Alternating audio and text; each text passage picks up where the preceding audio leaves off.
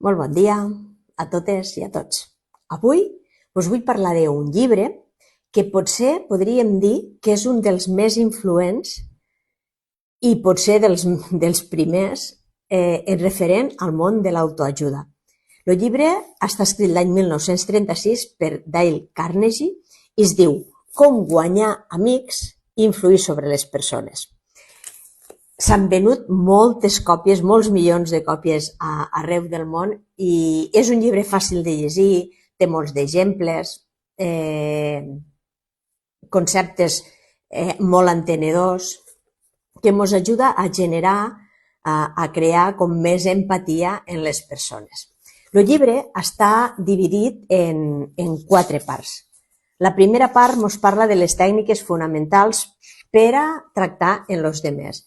Ens diu, mira, si vols agafar mel, no li dones una patada al rusc. ¿Vale? És a dir, no critiques, no condenes, no te queixes.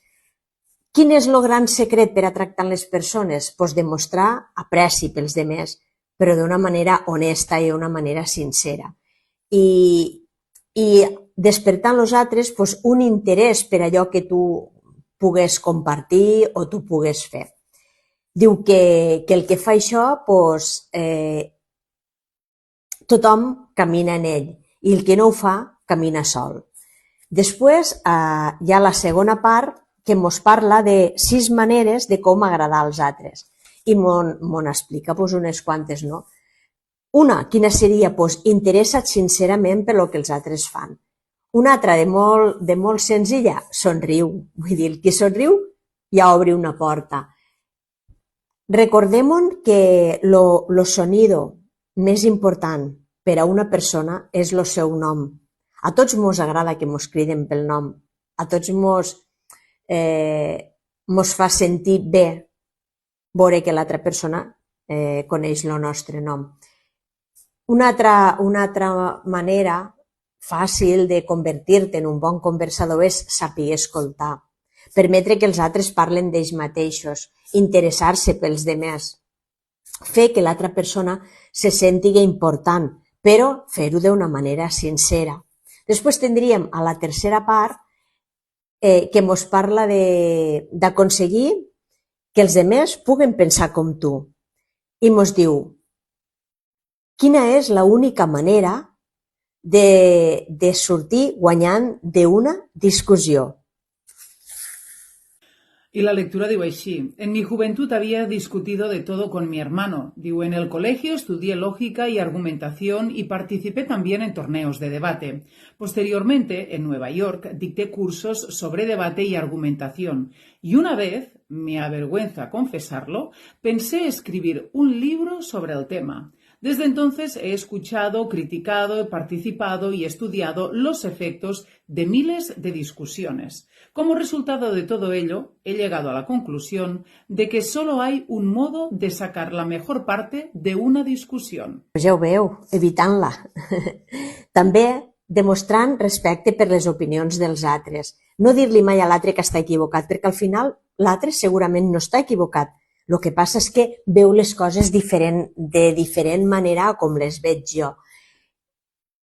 Si jo estic equivocada, reconèixer-ho, no admetre que m'he equivocat.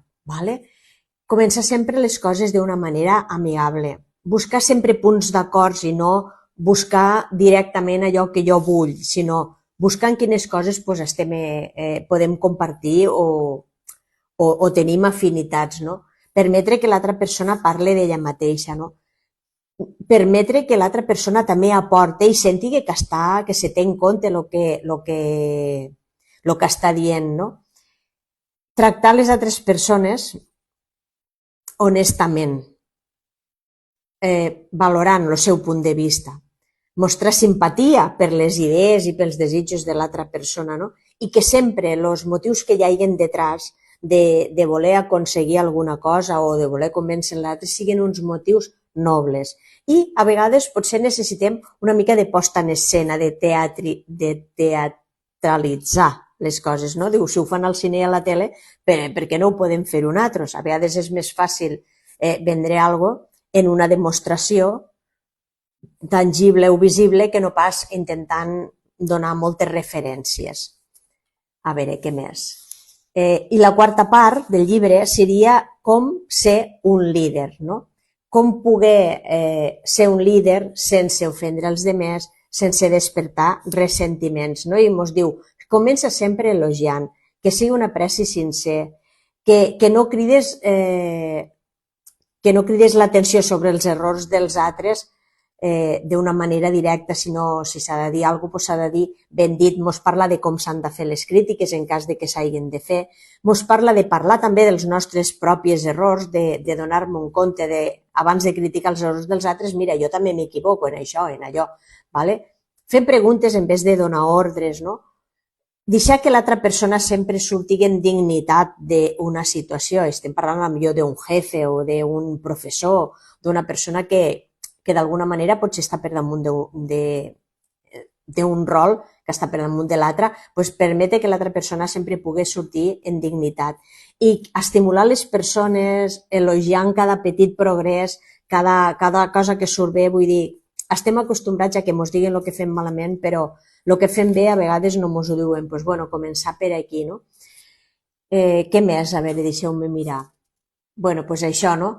Al final un bon líder és això, és que els altres puguen tindre't com a referent, seguir-te sense que ningú se senti malament. I al final el llibre té uns objectius. Quins són els objectius d'aquest llibre? I és un llibre que serveix per a tothom, encara que no siguéssim líders de res, ni siguéssim jefes de res, i potser ni treballéssim en públic tampoc, però tots tenim amics, tots tenim família, tots podem millorar les nostres relacions i la manera de relacionar-nos amb els altres, per tant, ens pot servir a tots. En què ens pot ajudar a aconseguir aquest llibre? Ens ajuda a sortir de la nostra rutina mental perquè ens obri a noves idees, a veure noves visions, a descobrir coses noves, a fer amics d'una manera més ràpida o més fàcil, augmentar la nostra popularitat, aconseguir que els altres de vegades puguen pensar com nosaltres pensem, augmentar la nostra influència, potser també l'habilitat d'aconseguir que es facin certes faenes que a vegades no es aconseguiria, evitar les discussions, preservar sempre les relacions que siguin relacions humanes, que siguin amables, que siguin agradables. Ens pot ajudar a convertir-nos en millors oradors, en millors conversadors i a despertar l'entusiasme entre les persones que puguen estar amb nosaltres. A veure, no sé si em deixo alguna cosa, no em deixo res. Este és el llibre que us volia compartir esta setmana de Dale Carnegie, Com guanyar amics i influir sobre les persones. Jo crec que és un llibre que vos agradarà, és un llibre molt facilet de llegir, que se llig molt ràpid, a pesar de que té unes quantes pàgines, i res més. Ens retrobem la setmana que ve en un nou llibre.